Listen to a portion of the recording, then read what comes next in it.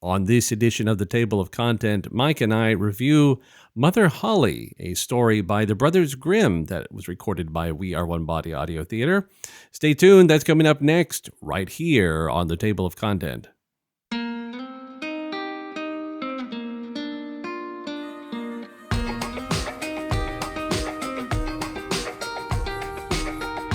Thank you so much for tuning in to this episode of the Table of Content. Glad to have you with us.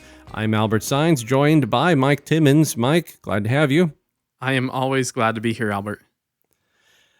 So, Mike, today we are looking back at a story that was recorded by WAOB Audio Theater, Mother Holle. It's a story by the Brothers Grimm. Are you a story fan, like a fairy tale fan?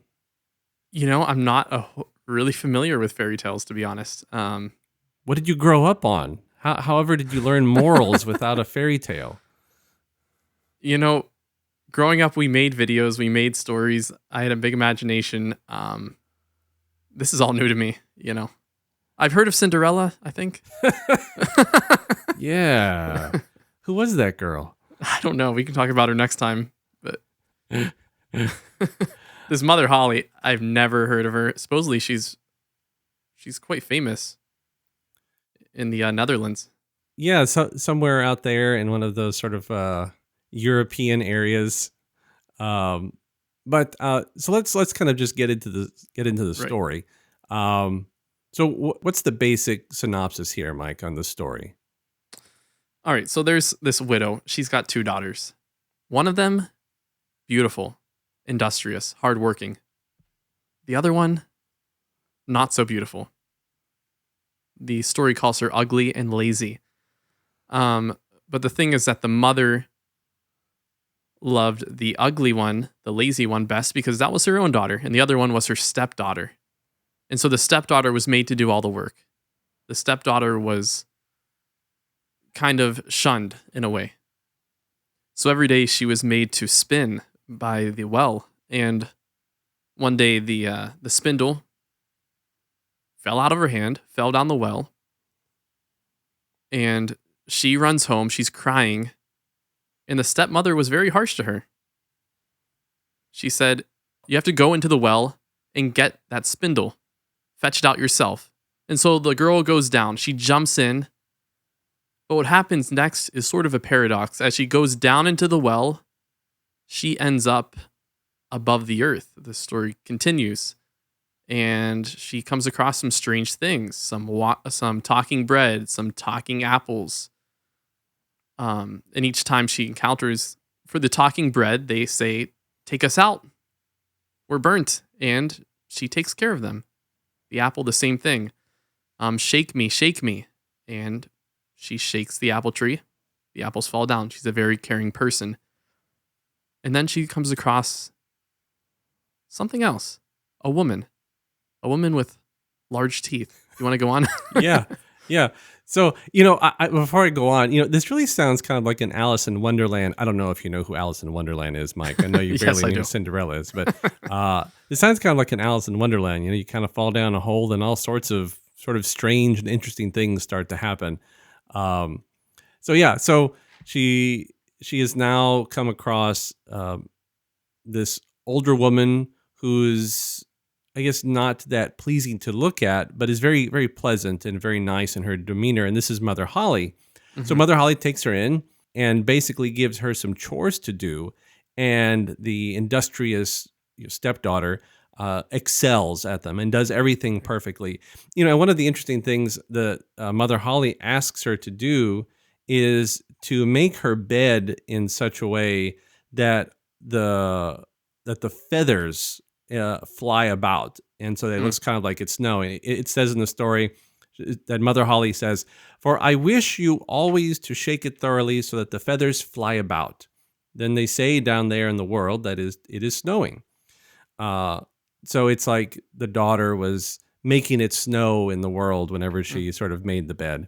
But she continues along her tasks. But even though, and this is a little hard to believe, the stepdaughter had a pretty good thing going on there. Mother Holle took care of her, gave her good food, and all she had to do was do her chores, and she did them very well. But the stepdaughter realized she needed to go home.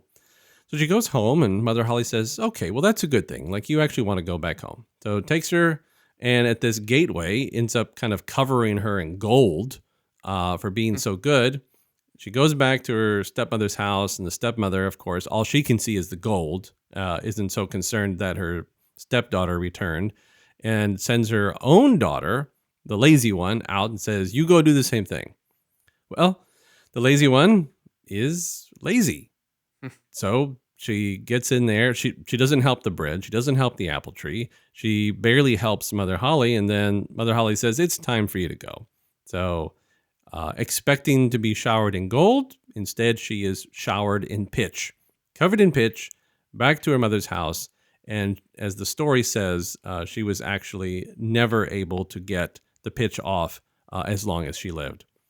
So uh, it seems as though we're dealing with a pretty easy sort of thing to look at from a surface level. Like, hey, if you work hard and you help people, good things happen.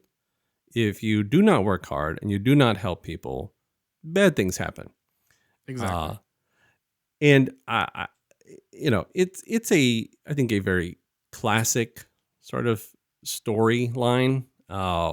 Whether it's a movie or a book or a fairy tale, I think you see that a lot. You see the person that works hard is rewarded.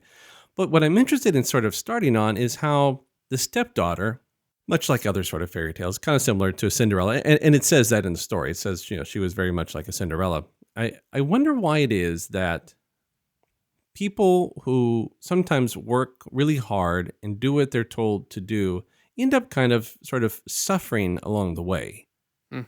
Yeah, that's exactly what happens here. Same with Cinderella, a story which I'm very familiar with. Yeah, where is the justice? Where is the fairness? And I think that's the moral of the story is that hard work is rewarded, laziness is punished. But sometimes we don't see it right away, but ultimately that's what happens whether that's from a higher power such as Mother Holly, such as, in the Christian perspective, God rewards us and there's a sense of justice in God. And I just think, yeah, this Mother Holly figure she just contrasts the stepmother so much in that she's full of goodness and she's strong, not stronger. What's the word I'm looking for? She has more of the final say than the stepmother as to where justice lies. Yeah, but why is it that sometimes in this life we don't see it right away? We see laziness rewarded and even hard work not necessarily punished, but just sort of ignored. Right, right, right. And it's I'm sure we could create, we could come up with 1,000 examples in our real life of how we see both sides of this uh, come to fruition. But I wanted to go back, kind of what you talked about, kind of looking at it from the Christian perspective.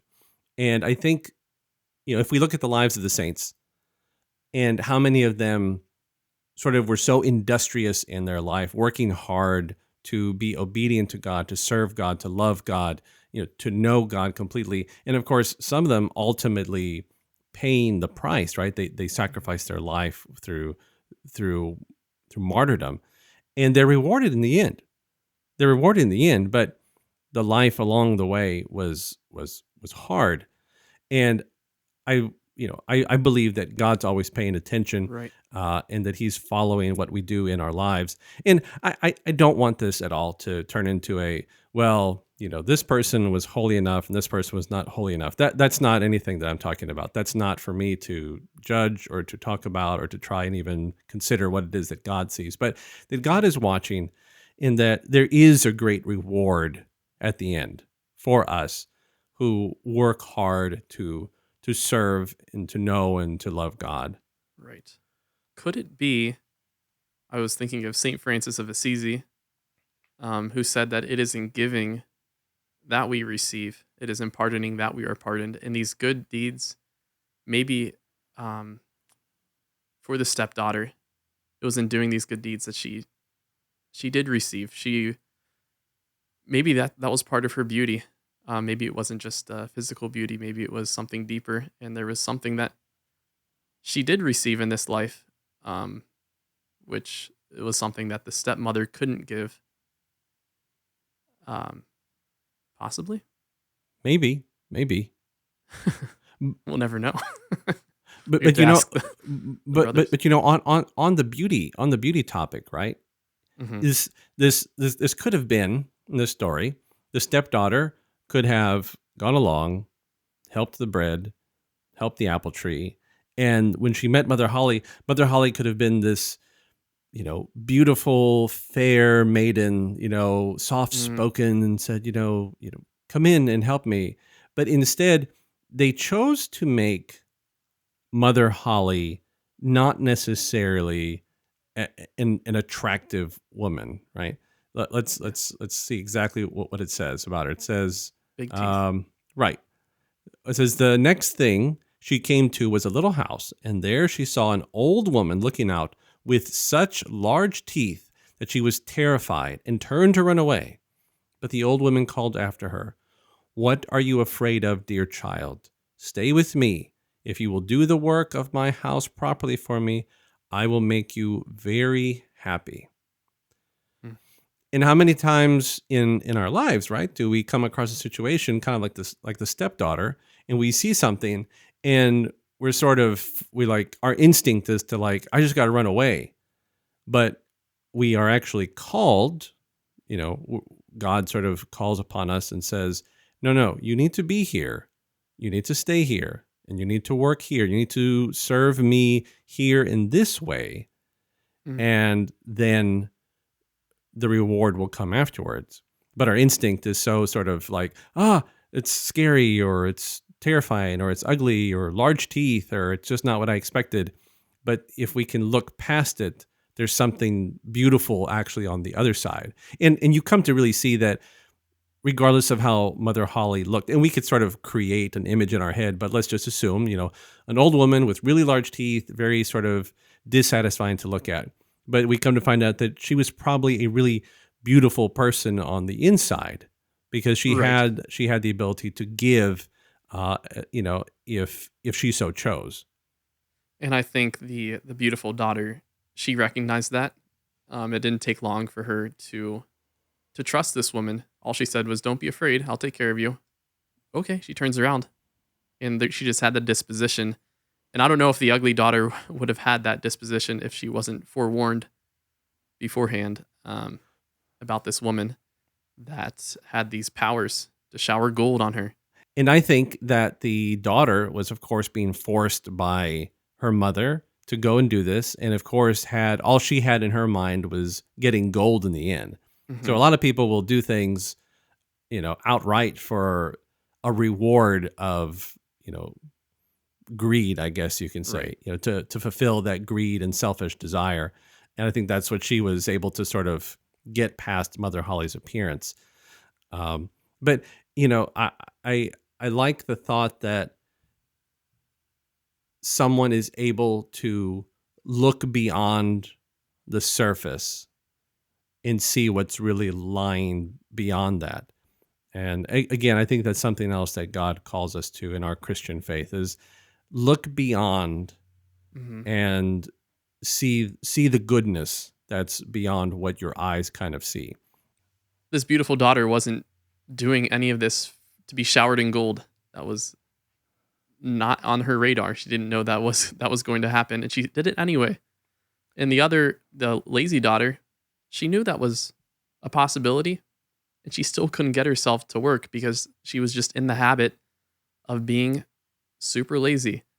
Um, I just think that's so interesting, and it's interesting also how the ugly daughter, um, she wants to be like the beautiful daughter. She she wants to be showered in gold, and so it's interesting when we see other people happy, we try to take the same path.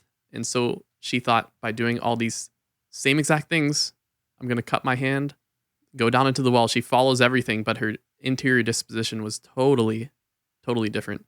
And that was That's the difference between getting showered in gold and showered in pitch tar. Yeah, right. Be careful. Be careful. You're exactly right. I mean, your interior disposition can definitely direct what happens to you, you know, in the end. And Yeah. we can see that in the story, interior disposition of one versus the other. One's showered in gold and one is showered in pitch. And but that, how telling. Let's look at that. Let's look at that last line, right? Okay. But try what she could not get the pitch Mm, off, and it stuck to her as long as she lived. And that is the unfortunate and very sad story for some people.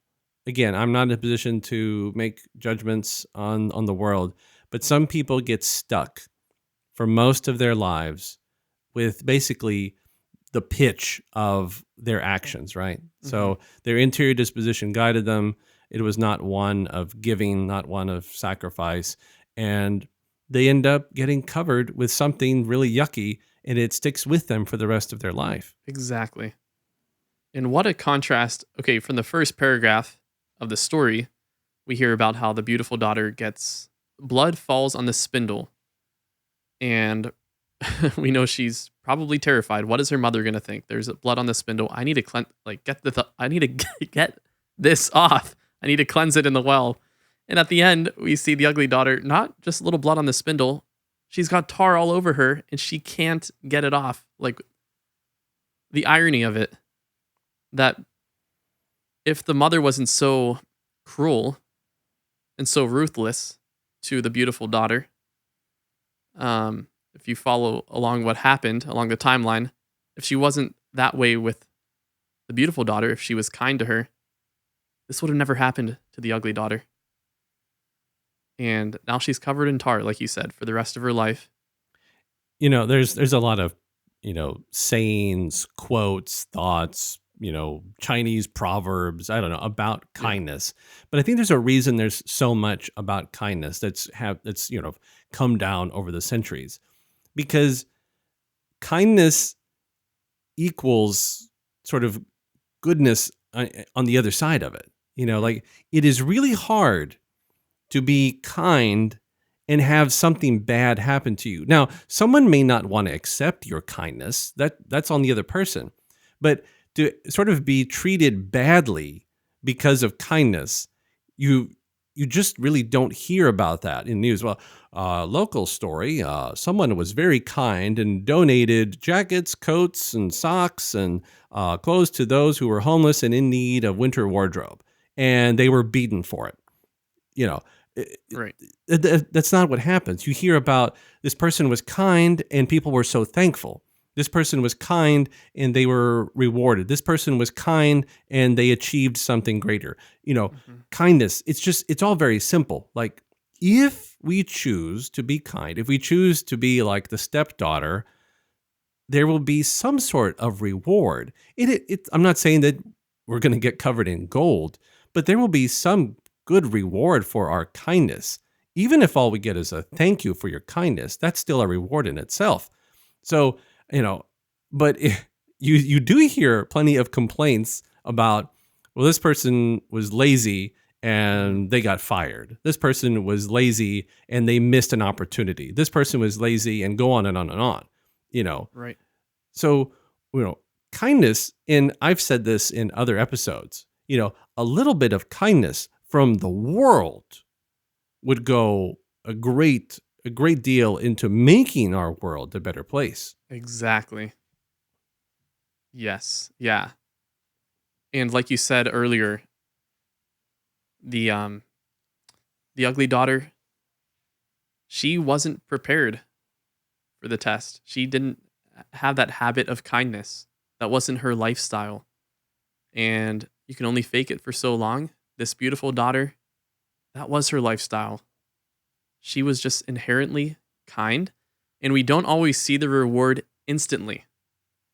Yeah, you mentioned before, why does it seem like sometimes the good people suffer and the bad people don't suffer? I think that's what this story is getting at. We don't see it right away, but in the long run, maybe not even in this life, maybe in the next. But things always seem to I guess it comes down to that there is a higher power. In this story, it's Mother Holly. In our Christian view, it is Jesus Christ. It is God that makes all things right. And we don't need to necessarily try to make it right ourselves. Like the beautiful daughter didn't try to find justice. There was someone else who could see everything, who was watching out for her, who made it happen. Maybe something else to take from this story. Sure. And I think that's maybe, I don't want to make it sound like it's like the big brother type of thing, but there is someone always watching. You know, our Right. Lord is always watching. Our Heavenly Father is always watching and looking out for us. In a loving way. And if we are good, if we are kind, if we are obedient, the Lord will take care of us. Mhm. And that's just the simple truth. We don't need to make it a big theological discussion. But if we're just good, kind, obedient, and loving to everyone around us, God will take care of us. Surely He will. And it may not be soon, but later, like you said, at some point, somewhere. Yeah. Just This trust, life or the trust next. it. Mm-hmm. You know, Exactly. and so, we're getting close here to wrapping up, but I wanted to jump back a little bit in the story to Sure. cover one thing, to make one more sort of comparison. So when the lazy daughter comes down, Mm-hmm. she follows along the same path that the stepsister did, and it says in the story, it says, like her sister, she woke in the beautiful meadow and walked over till she came to the oven. Take us out, or alas, we shall be burnt to the cinder. We were baked through long ago. But the lazy girl just basically responds, do you think I am going to dirty my hands for you? And walked on. And I had this instant sort of image of the parable of the Good Samaritan. Um, Oh, right. so where the man who had been sort of basically robbed and beaten and was left for dead, basically, and people sort of were like, no, I'm not going to help you. No, I'm not going to help you. No, I'm not going to help you. And of course, who comes along? Well, the Samaritan comes along and takes care of the man, binds and dresses his wounds, takes him to the inn, leaves some money, says, take care of him. I'll be back by and I'll pay for anything else. And he didn't ask for anything, right? And we don't hear in the story necessarily of the Good Samaritan, we don't hear in the parable that he was rewarded.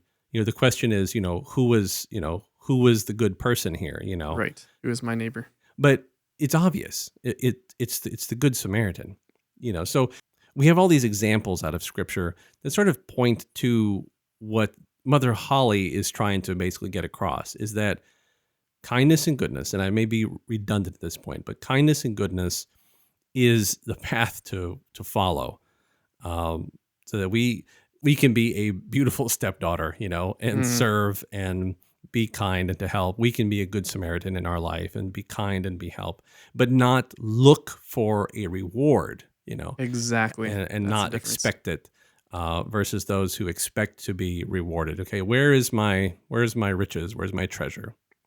Yeah. I mean, I love that comparison of the Good Samaritan. I didn't notice that, but it's totally true with the loaves and then the apple tree, which the ugly daughter, the lazy daughter, just walks right by and says, I don't want to deal with this.